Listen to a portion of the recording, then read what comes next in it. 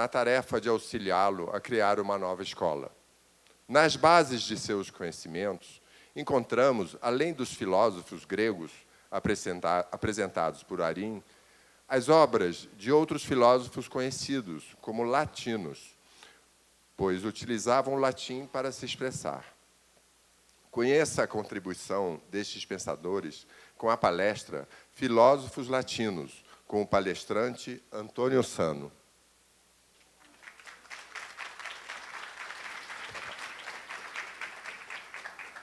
Vou colocar isso aqui mais para o meio. Aqui.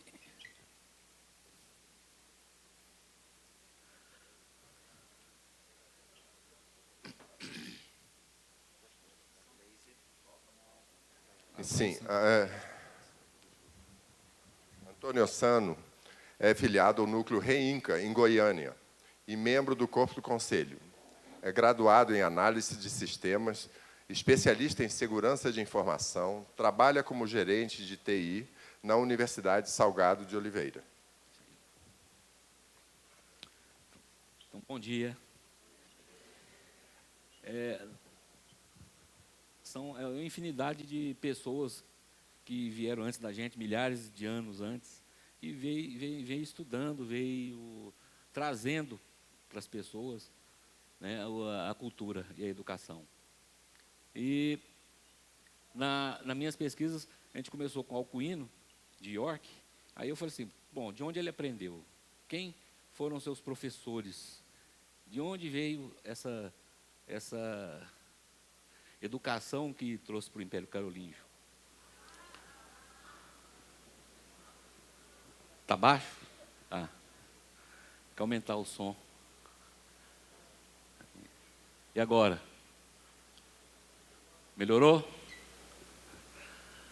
Então, aí vendo quem foi o professor dele, quem foi o professor do professor dele, eu fui indo nessa linha do tempo, nessa linha temporal, até chegar ao rei Salomão. Por quê? No rei Salomão, no templo dele tinha os 7 pilares que sustentavam o templo. Então, os 7 pilares também podem ser representam também os 7 pilares da sabedoria. E, provavelmente, antes deles também, outros pensadores, outras pessoas trouxeram também, porque, né, a civilização é muito antiga. Nessa sequência de pessoas que contribuíram para chegar lá em Alcuino, com o trívio e o quadrívio que vão ser falados na sequência, vem Pitágoras, que o Arim já falou. Ele contribuiu muito com a aritmética, geometria, a música e a astronomia. Naquela época, eu não falava astronomia, era astrologia. Eu coloquei a astronomia para trazer para o tempo atual.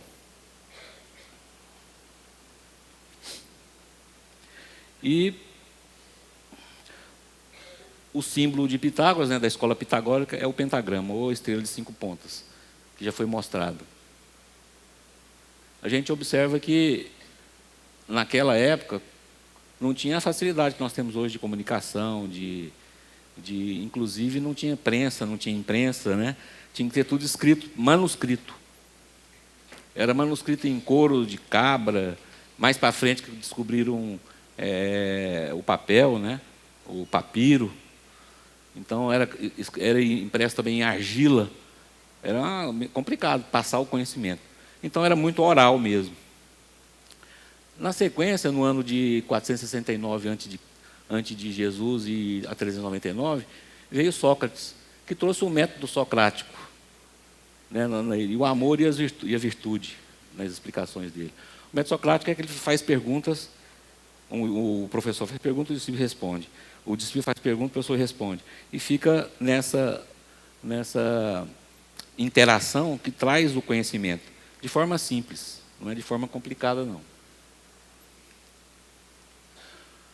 Na sequência veio Platão, que, contribuindo com o que chegou até Alcuino, com a dialética, a justiça, a ética, é o que foi falado aqui agora. Aristóteles, também, que veio com a lógica, com a dialética, a retórica e a astronomia. Astrologia, astronomia, mais astrologia.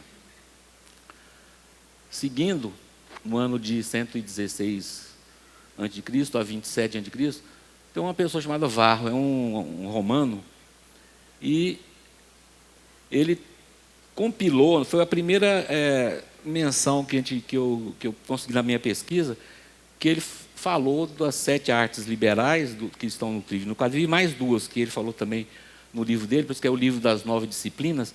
Ele também colocou a medicina e a arquitetura junto nesse livro. Esse livro ele se perdeu, não existe nenhuma cópia hoje no mundo, não foi achado. Existem menções de outros autores que falam que ele fez isso naquela época, mas né, não foi preservado nenhuma cópia. Um outro romano, Cícero, ele também era um grande, era muito eloquente, né, na dialética. Então, ele trouxe também, no que tem em Alcuino também, tem coisa de Cícero, tem muita teoria de Cícero, né? Outro romano, Sêneca, também, que foi político também, né, lá na época dos romanos, nesse período, bem no início quase do ano 1, né, do século 1, lá. Trouxe a ética, a física e a lógica também. Quintiliano, outro romano, de 35 a 95. A gente vê que o pessoal não vivia muito tempo, não, né? Era pouco tempo. Então, muita coisa deles foram manuscritas também, né? Foram trazidas até chegar a gente. Ele trouxe muita coisa da gramática, da dialética. Esses institutos de oratória que se trouxe tem muita coisa de dialética. Foi muito utilizado também no Alcuino, Quintiliano.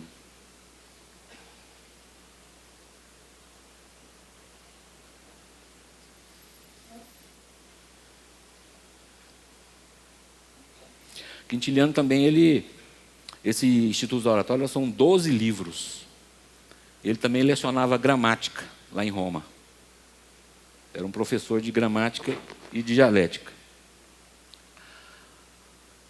Ptolomeu, por volta dos anos 70, também um grande matemático, astrólogo, astrônomo, geometria, cartografia. Ele desenhou o mundo que eles pensavam na época. Teoria musical também. Então, eram pensadores interessantes, né? Eles vê que eram pessoas muito completas, um vasto conhecimento de várias áreas. Que foram até chegar a gente. Muita coisa que a gente tem hoje veio de Ptolomeu também. Na pesquisa apareceu Marciano Capella. Marciano Capella, de 375 a 425, ele foi um manuscrito, né? Ele escreveu as 7 disciplinas, ou o Satiricon. Ele estruturou a educação. Ele fez uma estrutura naquela época de educação, baseado nas 7 artes liberais, que a gente, lendo e observando, que chegou até Alcuino também. Influenciou vários após ele, que eu acho que estudaram nos livros dele. O Marciano Capella, ele escreveu sobre o casamento da filosofia e Mercúrio, que às vezes é chamado também de as 7 disciplinas, que compõem o Trivium e o Quadrivium, né?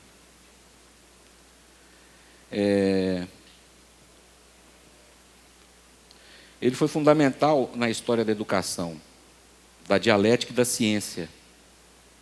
A sua obra foi lida e comentada, e estruturou uma grande parte da educação europeia desde o início da Idade Média. Ele não é muito conhecido, mas ele apareceu na pesquisa. Os livros dele são muito interessantes. O manuscrito dele, todo escrito em latim, um latim arcaico, em latim, ele coloca muitas figuras, muitos desenhos, explicando muita coisa. É muito interessante. Eu não entendo nada de latim, mas é muito, muito bom de ver o livro dele, é bonito.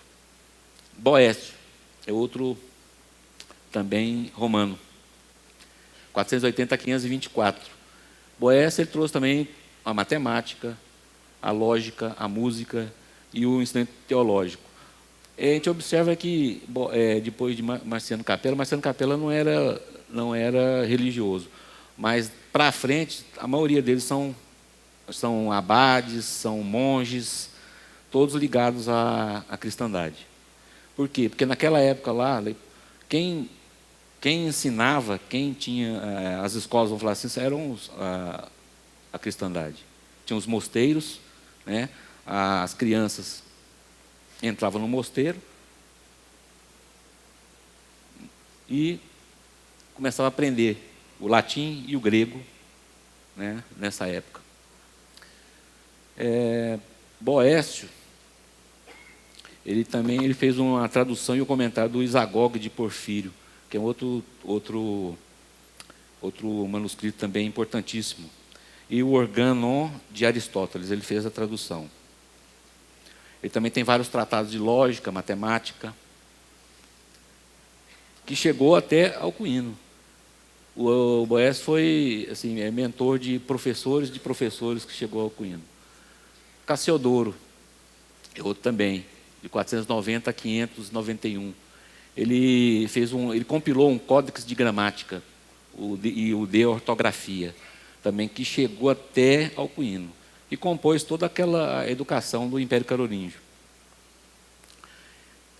Isidoro de Sevilha, também esse é um hispânico, de 560 a 636, etimologia, que foi uma enciclopédia que juntou fragmentos de muitos livros antigos. É muito importante essa etimologia dele. Livros que estavam dispersos, e fragmentos desses livros, ele fez uma compilação.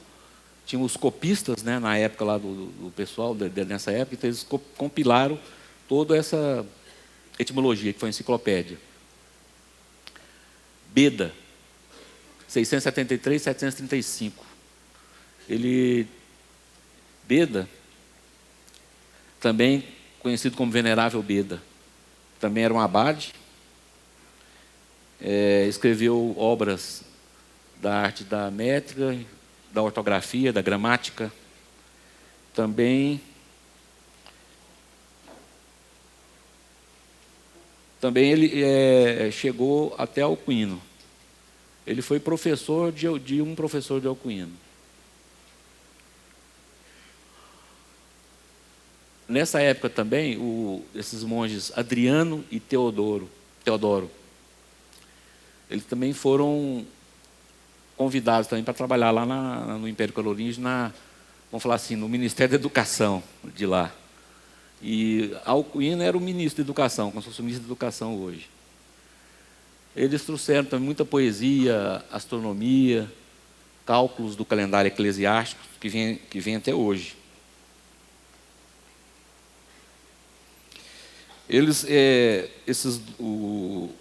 Esses dois, eles atraíram grande quantidade de estudantes. E aí, assim, nessa época, eles despejaram o conhecimento mesmo, jorraram o conhecimento para esses alunos lá que formaram o Império Carolíngio naquela época. Egberto, esse foi professor de Alcuino. Professor de Egberto também foi Beda. Então, assim, essa linha do tempo foi, assim, até chegar ao Alcuino, passou por essas personalidades, essas pessoas que foram importantíssimas na formação da cultura ocidental, que hoje chega até a gente. O Egberto,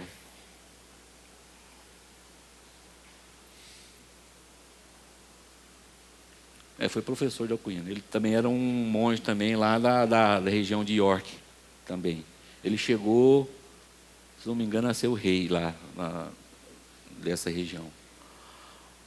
Na sequência, Paulo o Diácono, 720 a 799. Historiador, ele foi convidado porque ele era um grande historiador, e ele escreveu a história dos lombardos. Os lombardos eram um povo que fazia divisa com o Império Franco, e é importante porque eles foram anexados e comporam o Império Franco de Carlos Magno.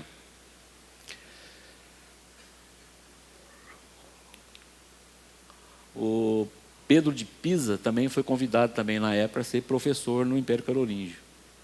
foi chamado à corte, né, de Aquisgrã para ensinar latim junto ao Alcuino de York. Então, ele foi professor lá de latim. Eu não tenho uma fotografia, eu não consegui localizar uma fotografia ou algum desenho dele, para ele ter uma noção. Paulino de Aquileia, 730, 802. Também o Carlos Magno também convidou o Paulino para sua corte para ser um mestre gramático. Então, é um professor de gramática que ensinou na época o Carlos Magno e os filhos dele. Teodulfo de Orleans, né? 750 a 821, autor do Libre Caroli. Ele fez um livro falando do Carlos Magno, né? Também ele foi um dos grandes protagonistas do Renascimento carolíngio naquela época.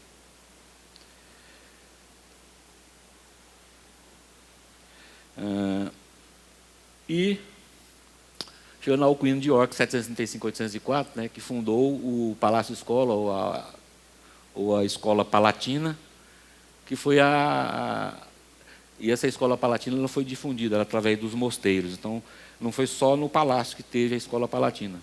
A Escola Palatina, porque, né, o nome é de palácio. Mas os outros mosteiros que estavam ligados ao Alcuino, todos eles também ensinavam as 7 artes liberais do trívio e do quadrívio.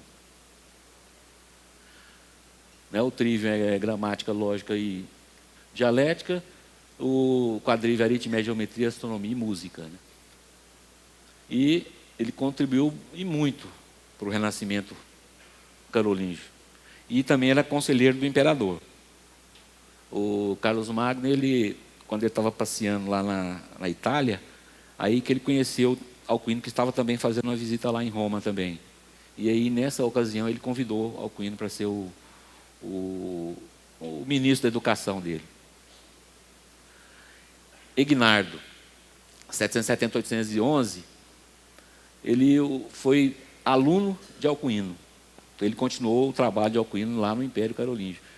E também era notável em matemática e arquitetura, conselheiro do imperador. Ele fez a melhor biografia do período de Carlos Magno, de Egnardo, que essa biografia é o Vita Caroli Magni. Lá é interessante também a gente ver que ela tem tradução para o inglês, também pode ser pesquisado. Português também, né? Eu achei só em inglês, mas legal. Rábano Mauro, de 780 a 856, né? Ele fez ele tem 22 livros que falam a respeito do universo. Universo físico, a biologia e matemática. Então, assim, ele é muito assim, foi muito utilizado na época também, né? É um trabalho também enciclopédico, né? Porque ele compilou em ordem. Ele compilou, ele é sobre a natureza das coisas, as propriedades das palavras e o significado místico das realidades. Então, nesses 22 livros contém esse trabalho. É um trabalho profundo, não é um trabalho fácil de a gente entender, não. Na sequência, a gente encontrou o Valafrido Strabo, ou Estrabão. Ele é um alemão, ele nasceu em 808 e morreu em 849.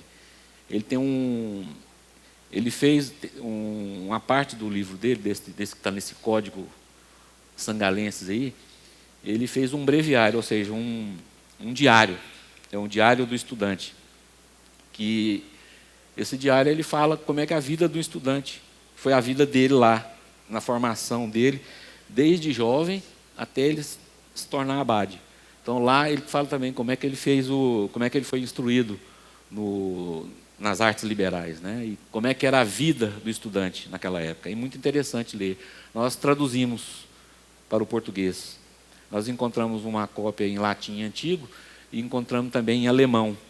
Aí uma pessoa fez a tradução para a gente. Então ainda tem essa tradução dessa parte que ele fala sobre o diário do estudante. João Escoto Erígena, também Eu passei um pouco do Alcuino para ver até mais ou menos o que representou